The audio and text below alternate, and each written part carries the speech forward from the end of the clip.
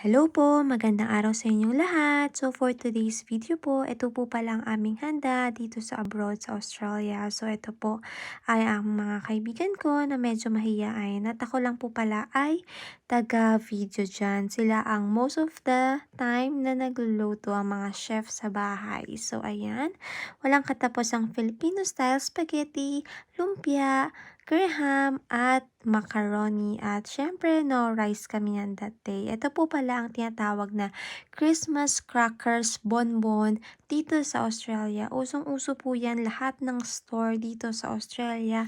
Makikita yan. So it depends po sa laman. Meron syempre depende po sa budget mo. So syempre yung sa amin simple lang yung na aming napili. Most of the time po may kasama na siyang parang king na sombrero. Mamaya po makikita niyo siya kung anong itsura. Tapos meron din pwedeng mga keyrings, earrings, hand cream at marami pang iba. Ayan ang aming picture taking at isa pa. Ayan ang simple celebration at team green kami today. So ayan, maraming salamat po and God bless everybody.